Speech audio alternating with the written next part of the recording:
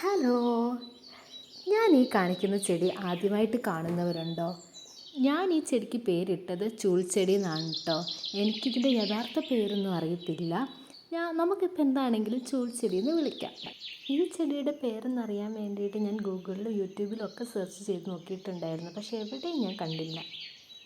ഇതിനു മുമ്പ് ഞാൻ ഹോം ഗാർഡൻ ചെയ്ത സമയത്ത് ഈ ഒരു ചെടിയും അതിനകത്ത് ഉൾപ്പെടുത്തിയിട്ടുണ്ടായിരുന്നു. വലിയ ഹൈലൈറ്റ് ആയിട്ട് കൊടുത്തിട്ടൊന്നുമില്ലായിരുന്നു, ജസ്റ്റ് കാണിച്ചു പോയതേ ഉള്ളൂ.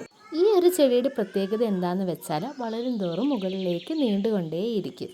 ഈ ചെടി നടുന്ന സമയത്ത് ചട്ടിയിൽ നമ്മളൊരു തണ്ട് മാത്രമേ വെച്ച് കൊടുത്തിട്ടുണ്ടായിരുന്നുള്ളൂ. ആ ഒരു തണ്ടിൽ നിന്നാണ് ഇത്രയും തണ്ടുകൾ മുളപൊട്ടി വളർന്നിരിക്കുന്നത്. ഈ ചെടി നമുക്ക് വീട്ടുമുറ്റത്തോ വീടിനകത്തോ ഒരു അലങ്കാര ചെടിയായിട്ടും വെക്കാവുന്നതാണ്. പ്രത്യേക പരിചരണമൊന്നും വേണ്ടാത്തൊരു ചെടി കൂടിയാണ് ഈ ചൂൽച്ചെടി. അതുപോലെ പറയാനാണെങ്കിൽ ഈ ചെടിയുടെ തണ്ടിന് വലിയ ബലമൊന്നുമില്ല കേട്ടോ. കാണുമ്പോൾ നല്ല ഭംഗിയാണെങ്കിലും പിടിച്ചു നോക്കിയാൽ വളരെ കഷ്ടമാണ്. ഇതിൻ്റെ തണ്ടുകൾ ഇങ്ങനെ തിങ്ങിക്കൂടി നിൽക്കുമ്പോൾ കാണാൻ ഒരു പ്രത്യേക ഭംഗി കൂടിയുണ്ട്.